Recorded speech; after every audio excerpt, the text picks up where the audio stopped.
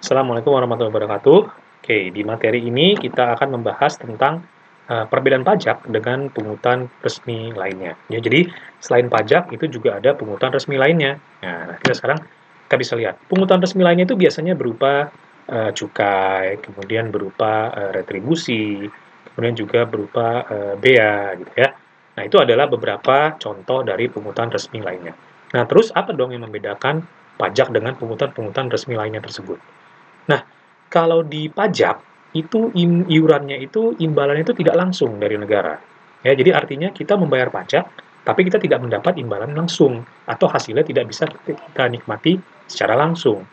Beda dengan pungutan resmi lainnya gitu. Imbalannya itu biasanya rata-rata itu langsung bisa kita nikmati. Seperti contoh di video sebelumnya yang sudah saya pernah contohkan adalah retribusi parkir misalnya. Ya, dengan kita membayar parkir, maka kita bisa menikmati lahan parkir yang bisa kita parkirkan kendaraan kita, ya. Atau retribusi bioskop misalnya. Dengan membayar retribusi bioskop, maka kita bisa menikmati film ya yang diputar di bioskop tersebut. Nah, itu adalah beberapa contohnya.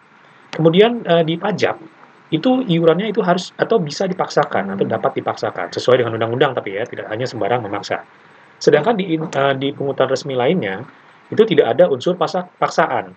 Jadi contohnya dari ini, kalau kita mau nonton di bioskop nih, kan nggak ada tuh yang memaksa kita, kamu harus nonton bioskop, kalau nggak awas ya, nggak ada kan.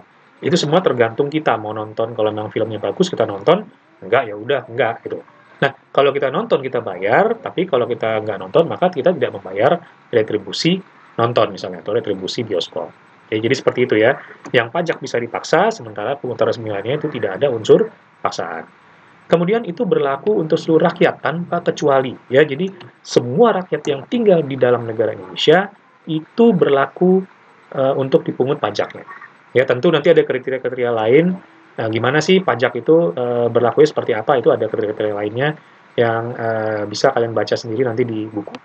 Sedangkan kalau pungutan resmi lainnya seperti retribusi itu hanya pengenaannya terbatas pada orang-orang tertentu saja. Ya, kalau retribusi parkir ya hanya orang-orang pada yang memarkir kendaraannya. Retribusi kebersihan hanya orang-orang yang emang mau sampahnya diangkut. Retribusi bioskop misalnya lagi itu hanya berlaku atau dikenakan kepada orang-orang yang memang mau nonton.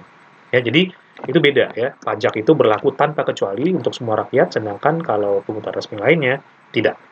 Kemudian prestasi atau imbalannya itu diterima oleh seluruh rakyat Indonesia. Artinya pajak yang kita bayar itu hampir semua masyarakat, lapisan masyarakat Indonesia itu bisa merasakannya.